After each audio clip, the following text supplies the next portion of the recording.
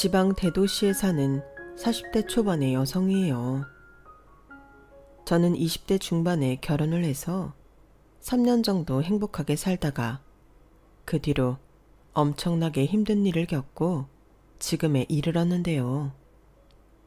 그건 바로 남편을 사고로 잃고 그 후에 닥친 경제적 어려움이 이전에 겪었던 것과는 비교할 수 없었기 때문이었어요. 지금도 그렇지만 약 15년 전쯤에는 여자 혼자 싱글맘으로 아이를 키운다는 게 여간 힘든 일이 아니었어요. 저처럼 친정이 없는 사람들은 별별 서러운 일을 다 당해야 했고요. 저 역시 겨우 들어간 회사에서 잘리지 않으려고 온갖 수모를 참으며 하루하루 지냈죠. 생각해보면 다 꿈같은 일이기는 한데 당시에는 앞으로 어떻게 될지 알 수도 없고 코앞에 닥친 일들이 너무나 힘들었기 때문에 희망적인 마음을 갖기 힘들었던 것 같아요. 그래도 이제 와서 돌이켜보니 아이와 둘이서 고생했던 기간은 아주 길지는 않았던 것 같아 감사할 따름이에요. 마치 그 시간을 지났기에 선물처럼 가족을 찾고 지금까지 별 탈 없이 잘 산 것 같아서 말이죠. 아침이 오기 전이 가장 어둡다고 하던가요? 그랬던 시기였는데 지금부터 저에게 있었던 일을 차근차근 들려드려 볼까 해요. 저는 어릴 때 아빠가 돌아가시고 엄마와 둘이 살았어요. 어찌된 일인지 아빠가 남겨주신 얼마간의 재산을 큰아버지가 갖고 있었는데 저도 왜 그랬는지는 자세히 모르겠어요. 아무튼 저희 모녀는 매달 큰아버지가 보내주는 생활비에 엄마가 식당 일을 해서 그럭저럭 먹고 살았어요. 하지만 제가 중학생 때 엄마가 돌아가시고 나니 큰아버지는 어디론가 이사를 가버려 연락을 끊어버렸고 다른 친인척들도 저를 떠맡지 않으려고 다 등을 돌려버렸어요. 저는 그때부터 보육원에 들어가 고등학교 졸업할 때까지 살았는데요. 특별히 큰아버지나 다른 친척들을 크게 원망하지는 않았어요. 그분들도 사정이 좋지 않다는 걸 저도 알고 있었거든요. 팍팍한 살림을 하는 집에 들어가 눈칫밥을 먹느니 차라리 시설에 들어와서 사는 게 낫다는 생각을 했었죠. 어쨌든 저는 좋은 쪽으로 생각하려고 노력한 것 같아요. 저는 고등학교 때부터 졸업 후 혼자 먹고 살기 위해 꽤 여러 종류의 자격증을 땄어요. 조리사 자격증에 베이커리 자격증, 사무직에 필요한 여러 자격증도 땄고 바리스타 자격증도 땄어요. 전산 세무회계 자격증도요. 성인이 되자마자는 바로 운전면허도 따고요. 나중에 택시 운전이라도 해야 하면 면허는 있어야 되잖아요. 고3 때 담임 선생님이 꽤 좋은 분이어서 저를 어느 회사에 소개해 주셨고 다행히도 저는 거기에서 격리 일을 하게 되었어요. 작은 회사였지만 일정한 수입이 생기고 혼자 지낼 수 있는 방까지 얻을 수 있어서 정말 행복해했던 기억이 있네요. 그렇게 거기서 몇 년을 일하다가 남편을 만나게 됐어요. 남편은 회사와 거래하는 공장 직원이었는데요. 어쩌다가 같이 회식을 하고 서로 마음이 맞아 이런저런 이야기를 나눠보니 남편도 부모님이 안 계시다는 걸 알게 됐어요. 남편은 자세한 이야기는 하지 않았지만 자기는 고아나 다름없이 컸다고 했고 저 역시 중학생 때부터 보육원에서 커서 그 말에 공감이 갔어요. 비슷한 처지에 있던 두 사람이니 꽤나 친근감을 느꼈고 저희는 얼마 안 가 사귀게 되었네요. 남편은 워낙 자상하고 따뜻해서 제가 먼저 결혼하자고 졸랐어요. 처음에는 당황한 것 같던 남편도 웃으며 이렇게 말했어요. 나도 결혼할 사람은 영주밖에 없다. 그러고 있었는데 형주도 나밖에 결혼할 사람 없다고 생각한 거야. 우리 천생연분 맞네. 천생연분이니 결혼해야지. 저희는 조촐하지만 주변에 많은 축복을 받으며 결혼을 했고 결혼 생활도 너무 행복했어요. 20대 때 가장 행복했던 건 지금 돌이켜봐도 그때였을 만큼요. 딸도 낳고 우리 부부 열심히 살며 아이 예쁘게 잘 키우는 거. 그거 하나 목표로 삼고 살던 어느 날이었어요. 2살인 딸아이를 어린이집에 데려다주고 저는 동네 빵집에 빵 만드는 알바를 하러 가는 길이었어요. 모르는 번호로 전화가 와서 의아해하며 전화를 받았는데 큰 병원 응급실이었어요. 김상우 씨가 남편분 되시나요? 핸드폰에 아내라고 되어 있는데요. 네, 맞아요. 제가 아내 되는 사람이에요. 그런데 누구세요? 여기 땡땡병원 응급실인데 좀 전에 김상우 씨 교통사고로 실려왔거든요. 지금 수술 들어가니까 얼른 병원으로 오세요. 어떻게 병원까지 갔는지 기억도 잘 나지 않네요. 정말 세상이 다 흔들리는 것 같은 충격 속에 응급실에 갔는데 병원에서는 남편은 아직도 수술 중이라며 기다리라고 했어요. 뇌를 다쳤다는데 어떻게 될지 모르겠다면서요. 다리에 힘이 풀려 주저앉으려는 몸에 억지로 힘을 주며 제가 알고 있는 모든 신에게 기도를 했어요. 하지만 야속하게도 남편은 수술 후 중환자실로 옮겨졌고 거기서 2달간 생사를 오가는 고비 속에 있었어요.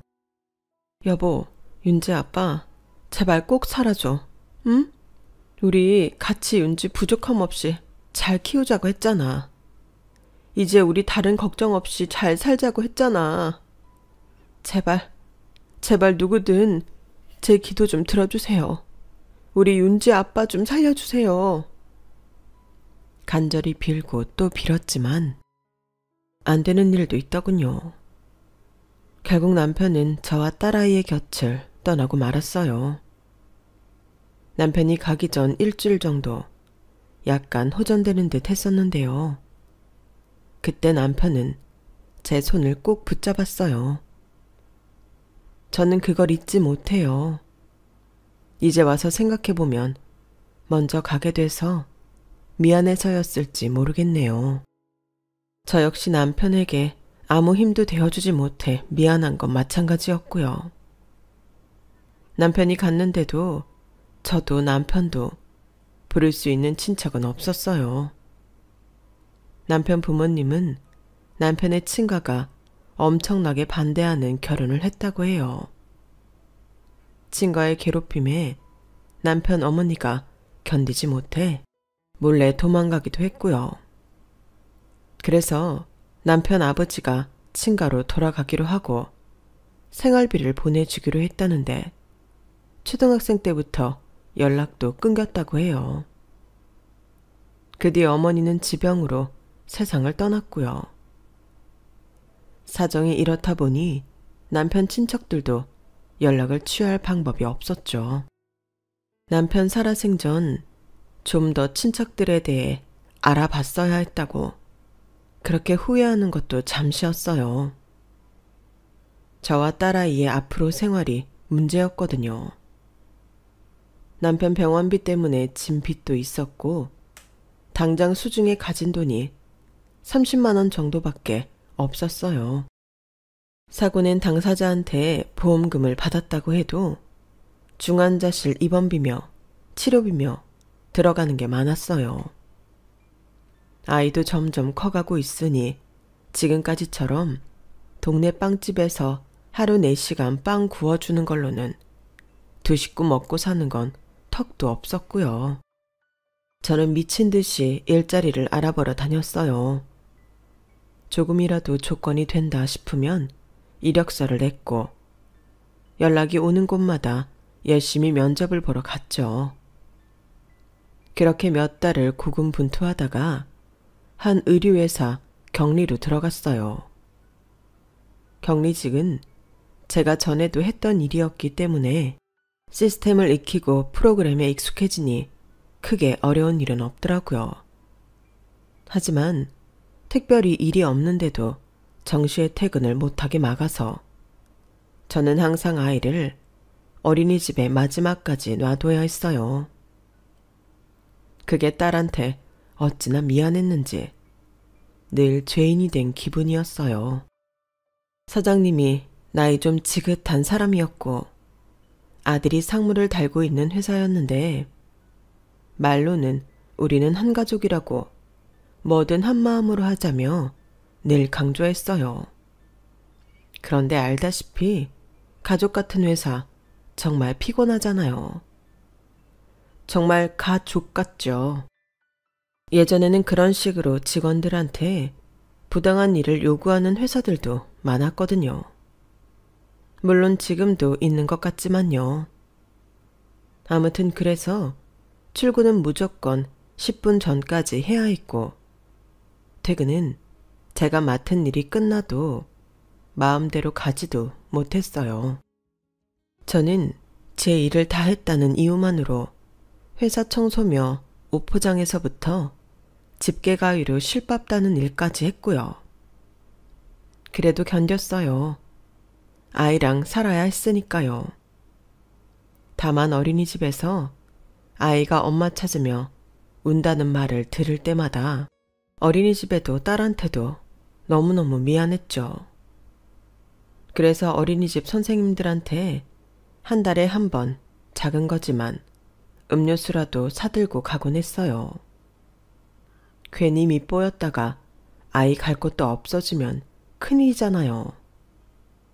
그러다가 한 번은 사장님이 자기 곧 큰 회사랑 회의가 있어 나가야 되는데 옷이 구겨졌다며 소리를 지르더라고요. 뭐라고 자기 아들한테 씩씩거리더니 갑자기 저를 부르더군요. 여기서 박영주 씨가 일 제일 빨리 하잖아. 그러니까 지금 재래시장 옷 파는 데 가서 땡땡 명품하고 똑같은 거 찾아서 사다가 싹 다려가지고 와. 옷 다린다고 세탁소 가지 말고 지하 공장에 내려가서 다려달라고 해. 회사에서 할 수 있는 거 괜히 돈 쓰지 말라고. 저기 내일이 저희 월급날이라서 오늘 할 일이 굉장히 많아요. 아 누가 몰라 내일 월급날인 거. 그러니까 빨리 다녀오라고.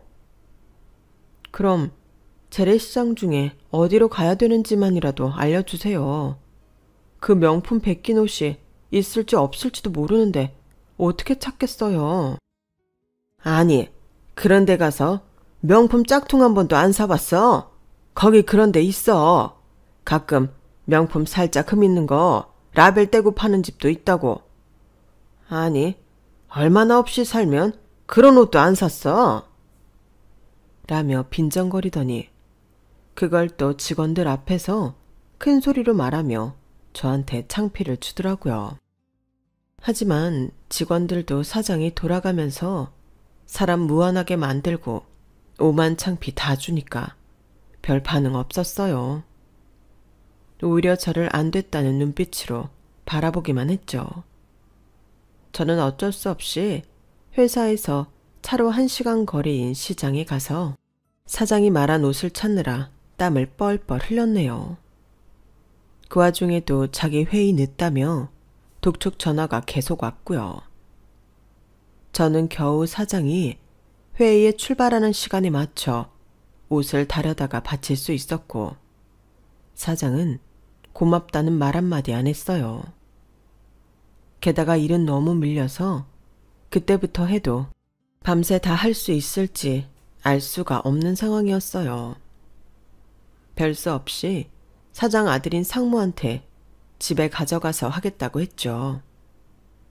사실 회사 규모가 상무가 있을 만한 곳이 아니었는데 어떻게든 자기 아들 한 자리 앉히려고 직책을 만들어 놓은 거였어요. 아니, 무슨 일을 집에 가서 한다고 해. 집에 가면 남편 밥 차리고 애 뒤치다거리 하느라 일이나 제대로 하겠어? 저 남편 없습니다. 반년 전쯤 사고를 당해서. 아무튼 오늘은 어린이집 원장님이 7시에는 꼭 와야 한다고 했어요. 그러니 이번만 제가 집에 가서 정리할 수 있게 해주세요. 오늘은 특별한 사정도 있었잖아요. 아이가 얌전해서 제 일을 방해하거나 하지 않을 거예요. 제가 밤을 새워서라도 이걸 다 해야 내일 월급도 제대로 나오잖아요. 네? 박영주 씨, 남편이 없어요? 그랬나? 하더니 얼굴 표정이 좀 달라지면서 가보라고 하더군요. 밤을 새든 뭘 하든 알아서 하는데 내일은 20분 전에 나와. 우리 원래 월급날은 20분 전이 정시 출근인 거 알지? 돈 받는 날이면 더 정성을 보여야 되잖아. 그러니까 제때 출근하라고. 저는 그런 안 이꼬운 말을 들으면서도 고맙다고 한 후에 회사를 나와 바로 어린이집에 가서 아이를 데려왔어요. 그리고 정말 밤을 새워 일을 해서 월급이 나갈 수 있게 했어요. 사장이고 사장 아들이고 회사 일에 체계를 잡아놓지 않아서 그때그때 임기응변식으로만 대처하게끔 해놓았어요. 그래서 항상 월급날 전에는 저 혼자 전쟁을 치러야 했고요. 저는 회사에서 할 일을 집에 가서 했다고 사장한테 한 소리 들을 각오를 하고 30분이나 일찍 출근을 했어요.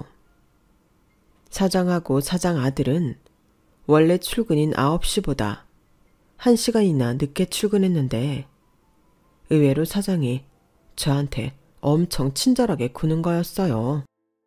박영주 씨, 일 싹 다 해왔네. 하여간 책임감 하나는 끝내준다니까. 어제 옷도 제대로 잘 사오고 수고 많았어. 무슨 일을 하든 칭찬 한 번을 안 하는 사람이었기에 얼떨떨했는데 덩달아 사장 아들까지 저한테 친절하게 굴었어요. 사장 아들은 은근 치근덕대는 게 기분 나쁠 정도였고요. 박영주 씨, 여자 혼자 살면서 애 키우기 참 힘들지? 앞으로는 간식 먹는 거 아무 때나 먹어도 되니까 눈치 보지 마. 이렇게 신경 쓸 게 많은데 숫자 다루는 일까지 하니 얼마나 노고가 커. 커피고 과자고 빵이고 마음 놓고 먹어. 이 회사는 간식 시간이 딱 정해져 있는데 그 시간 외에는 커피 한 잔도 마음 놓고 마시지 못했어요.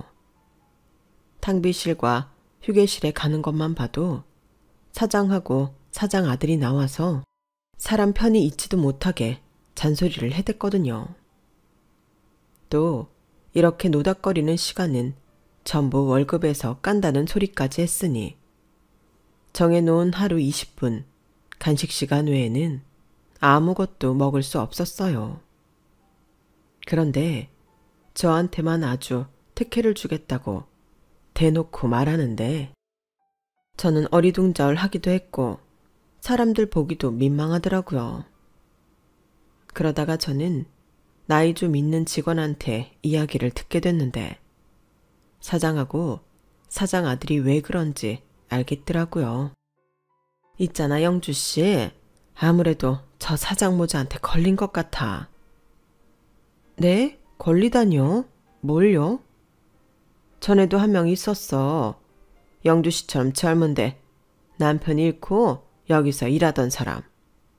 저 윤동석 상무 마누라 도망갔잖아. 그게 벌써 언제야? 한 10년은 됐겠다. 그 후로 마흔 넘도록 재혼 못하고 애도 놓고 가서 애까지 떠안고 있거든.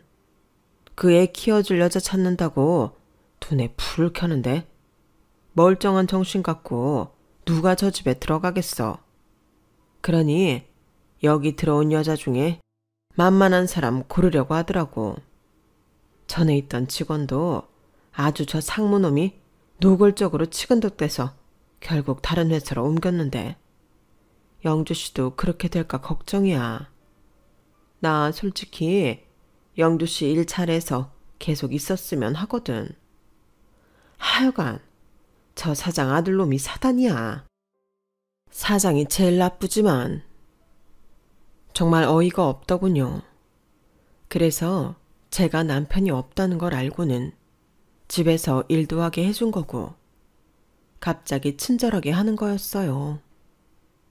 그 아버지의 그 아들이라고 어쩜 사람이 똑같이 토 나오는지요. 사장 아들은 그때부터 정말 노골적으로 제 손을 잡는다던가 어깨동무를 하기도 하고 집까지 데려다 주겠다고도 했어요. 저 혼자 잘만 갑니다. 여태껏 잘 다녔는데 누가 이렇게 신경 써주면 그게 더 부담돼요. 그러니 저 혼자 가겠습니다. 그러면 나랑 술 한잔 하고 가든가. 내가 저녁 같이 먹을 사람이 없어서 그래.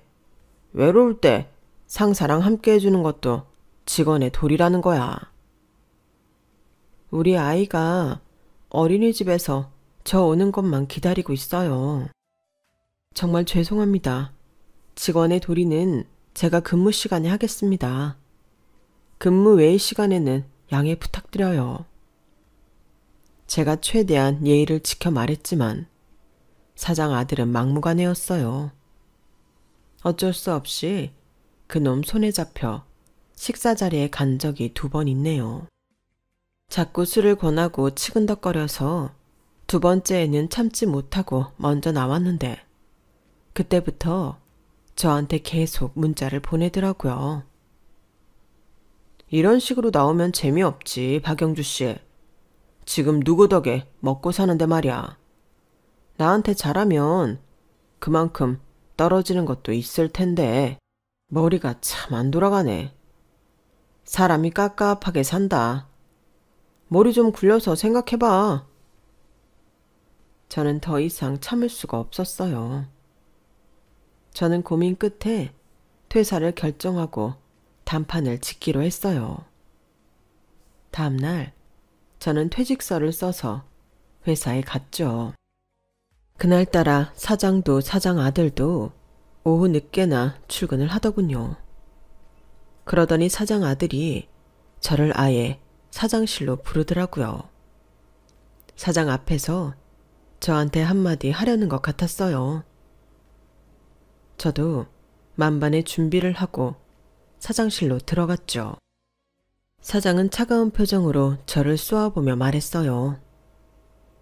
박영주 씨, 일 잘하고 똑똑해서 내가 좋아했었는데 어제 우리 동석이한테 실례를 좀 한 것 같네. 내가 웬만해서는 둘 사이에 참견 안 하려고 했는데 이건 아니지. 우리 동석이 정도면 영주 씨한테 과분한 사람인데 그렇게 멋대로 구는 게 어딨어. 동석이가 원하면 좀 늦은 시간이어도 같이 해줄 수 있잖아. 아니, 나중에 둘이 같이 살게 되면 지금 이렇게 매몰차고 싸가지 없게 군 거 내가 기억 안 할 것 같아? 다 영주 씨랑 영주 씨 딸한테 돌아가는 거야. 그러니까 지금부터 잘해. 들었지, 박영주 씨?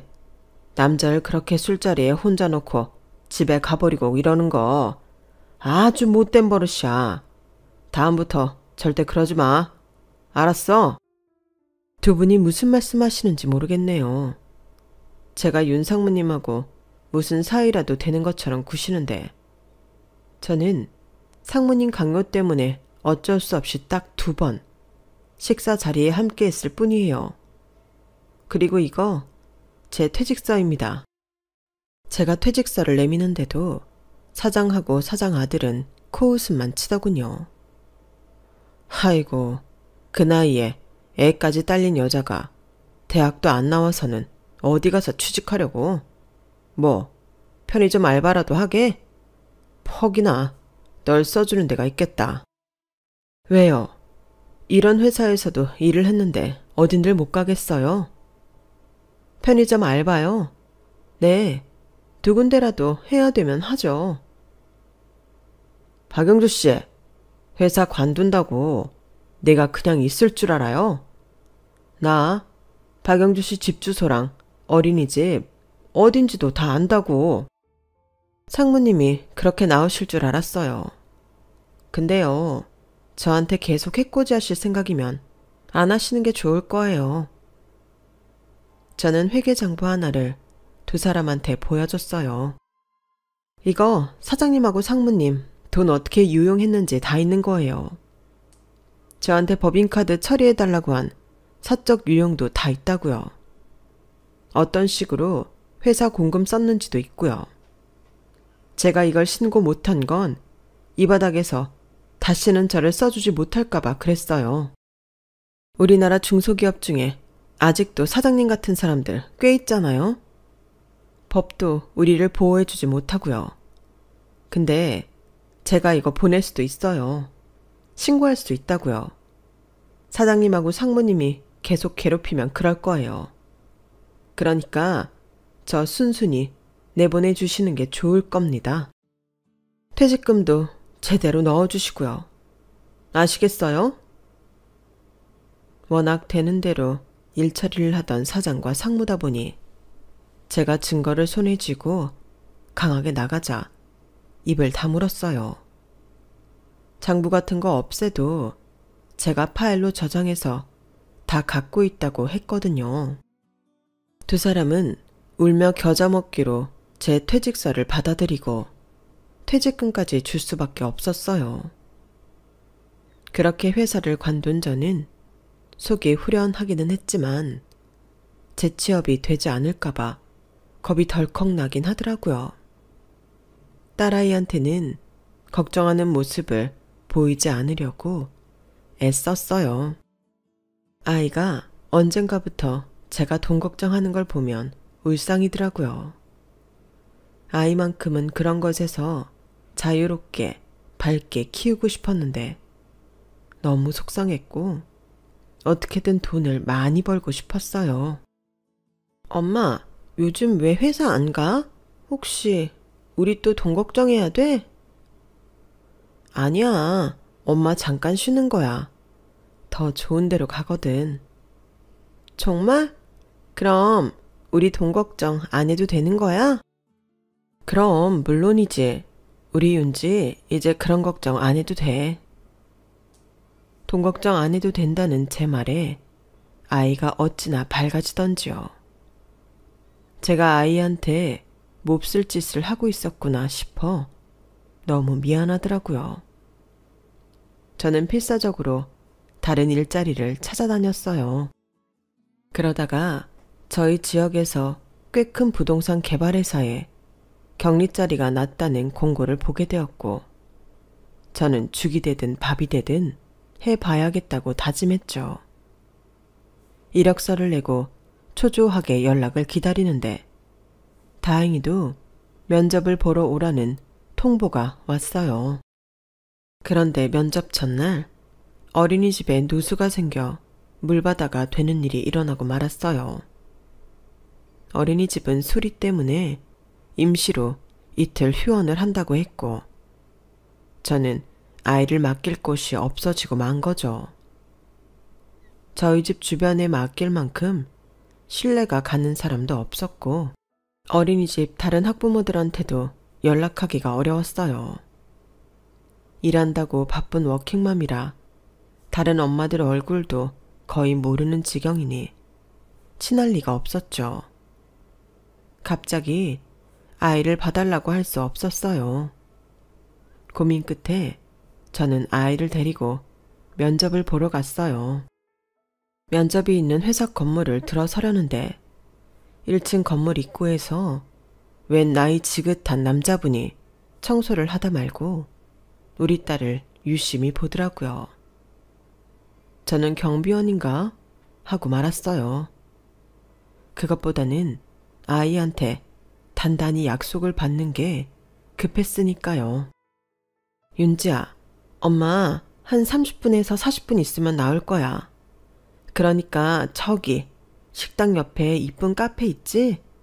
엄마가 거기 데려다 줄 테니까 거기서 주스 마시고 빵 먹으며 엄마 기다리고 있어. 다른 데 가면 절대 안 돼. 알았지? 딸아이가 제 말에 고개를 끄덕이고 저랑 손가락 걸며 약속하는데 그 청소하던 남자분이 저한테 다가오더라고요. 오늘 여기 면접 왔어요. 그럼 제가 아이 잠깐 보고 있을까요? 네? 아, 저 말씀은 감사하지만 솔직히 처음 본 사람을, 그것도 남자한테 아이를 맡긴다는 게 조금 불편해서 어떻게 대답해야 할지 망설이는데 1층 경비실에 있던 제복 입은 경비원이 나와서 이러더군요. 저분 이 건물 사장님이세요. 건물주요. 그러니까 걱정 마세요. 저도 아이 보고 있을게요. 저는 그 말에 남자분을 다시 돌아보았어요. 이런 큰 건물을 갖고 계신 분이 이렇게 수수하게 차려입고 청소를 직접 하다니 뭔가 감동적이더라고요. 그럼 정말 죄송한데 잘 좀 부탁드릴게요. 제가 여기 9층에 면접을 보러 와서요. 끝나면 바로 올게요. 아, 9층 가요? 알았으니 잘 다녀와요. 남자분은 싱긋 웃으시더니 딸아이한테 손을 내밀며 카페로 갔어요. 자, 엄마 갔다 올 동안 우리는 맛있는 거 먹자. 저는 바로 시간에 맞춰 면접 장소로 갔고 나름 면접에서 큰 실수를 하지 않고 끝내고 돌아왔어요. 그리고 바로 아이를 찾으러 카페로 갔죠. 아이는 까르르 웃으면서 빵을 먹고 있었고 건물 사장님이라는 그분은 아이 목걸이를 손에 쥐고 있더라고요. 저기 감사했습니다. 저 끝나고 왔어요. 근데 그 목걸이 우리 윤지 거 아닌가요? 그러자 눈물이 그렁그렁한 남자분이 저를 쳐다보는데 저는 너무 깜짝 놀랐어요. 왜 울고 있는지 이해가 안 됐거든요. 이거 목걸이 아니잖아요. 금반지에 목줄 한 거잖아요. 네, 애 아빠가 사고로 떠났거든요. 애 아빠 금반지예요. 돌반지라는데 아무리 먹고 살기 힘들어도 안 팔았대요. 그게 좀 추억이 있는 거라 그러더라고요. 아무렴요. 내가 우리 아들한테 해준 마지막 선물인데. 그러더니 건물 사장님은 바닥에 무릎을 꿇고 엎드려 아이처럼 엉엉 우는 거였어요. 상우야, 애비가 미안하다. 애비가 너를 못 찾아서 이렇게 어떡해. 정말 미안하다, 상우야. 그 소리를 듣고 너무 놀라서 말이 제대로 나오지 않더라고요. 저기 사장님, 지금 뭐라고 하셨어요? 상우라고 하셨어요? 그럼 우리 윤주 아빠 아세요?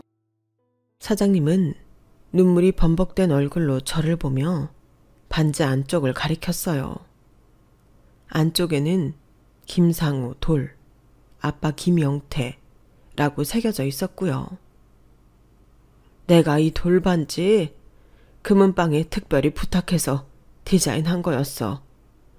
이게 마지막 선물이 될 줄도 모르고 앞으로도 계속 이런 거 많이 해준다면서. 근데 이것 말고는 해준 게 없었어. 내가 상우의 비호, 내가 그쪽 시아버지라고. 안 그래도 이 아이 보는데 상우가 겹쳐서 이상하다 했어. 자꾸 눈이 가더란 말이야. 우리 상우 닮아서. 그 말에 너무 놀라 저 역시 그 자리에 주저앉고 말았어요. 사연을 들으니 집안에서 너무 괴롭혀서 결국 헤어지게 된 후 시아버지는 미국에 가서 오랫동안 살았다고 해요. 거기서 결혼도 하고 가정을 꾸려 아이도 낳았지만 한순간도 제 남편을 잊은 적이 없다고 했어요. 10년 전에 한국에 와서 남편을 찾으려고 했지만 쉽지 않았다고 했어요. 그래도 혹시나 해서 경찰에도 찾아가고 입양 기관에도 남편에 대한 정보를 다 주고 연락해 달라고 했었다는 거였어요. 하도 연락도 없고 찾기 힘들다고 해서 내 평생에 못 찾을 줄 알았는데 우리가 이렇게 만나게 되는구나. 시아버지는 저와 딸아이 손을 붙잡고 놓지를 못하셨어요. 저와 딸아이는 그날 바로 시아버지 집으로 가서 남편의 이복 동생인 분과도 인사를 하고 극진한 대접을 받았어요. 나도 마누라 죽고 다른 애들은 미국에서 살고 우리 정우하고 한국에서 살기로 했어. 오늘 네가 면접 본 회사가 우리 정우 회사다. 그런데 격리자리라니 말도 안 된다. 내가 봐서 너한테 적당한 자리를 주도록 하마. 아니에요. 저 그런 낙하산으로 들어갈 수 없어요. 제가 할 수 있는 일을 해야죠. 걱정 마세요, 형수님. 형수님이 잘 하실 수 있는 일 하게 해드릴게요. 그러다가 테이블 위에 제가 일했던 의류회사가 나온 프린트물을 보게 됐고 저는 그걸 보고 고개를 갸웃했어요. 이 회사는 왜 보고 계세요? 형수님, 이 회사 아세요?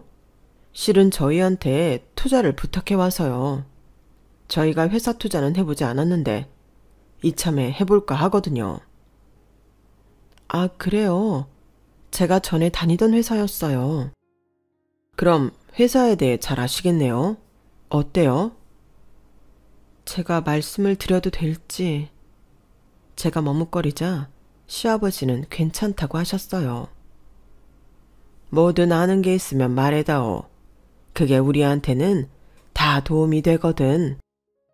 저는 솔직담백하게 뭐 하나 더하거나 빼는 것 없이 그 회사가 어떤 회사인지 말했어요. 실적도 좋지 않고 사장과 상무 태도도 나쁘고 직원들한테 갑질이 심하다는 것도요. 그리고 제가 왜 회사를 나오게 됐는지도 간략하게 이야기를 했죠. 제 말을 들은 시아버지는 노발대발 하셨어요. 하, 정말 웃기는 인간들일세. 그래놓고 우리 앞에서는 세상 사람 좋은 척하며 우리 돈을 빼가려고 했어. 아니, 아직도 직원들을 그렇게 대하는 회사가 있어요. 정말 믿기지 않네요. 게다가 가장 약자인 여직원한테 그런 강요를 하다니 정말 안 되겠어요. 그리고 며칠이 지난 후 시아버지는 저를 회사 사무실로 부르셨어요. 처음 가본 시아버지 사무실은 제가 그때 갔던 건물이 아닌 시내에 있는 또 다른 큰 건물이었어요. 거기 제일 높은 층 전체를 다 쓰는데 엄청 세련되고 럭셔리하더라고요. 시아버지와 남편의 이복동생, 그러니까 도련님은 곧 제가 전에 다니던 회사 사장과 상무가 올 거라고 하더군요. 오랜만에 사장과 사장 아들 얼굴을 볼 생각을 하니 좀 두렵기도 했지만 이제는 시아버지라는 든든한 백이 있어서인지 뱃속에서부터 자신감이 차오르더라고요. 사장하고 사장 아들은 저를 보더니 눈이 동그래져서 놀라더군요. 아니, 어떻게 저 여자가 여기 있지? 동서가, 저 사람 여기서 일하는 거 너 알았어? 아니, 몰랐는데. 저번에 나 혼자 왔을 때는 없었어. 박영주 씨, 언제부터 여기서 일하는지 모르겠지만 쓸데없는 소리 하면 재미없을 줄 알아요.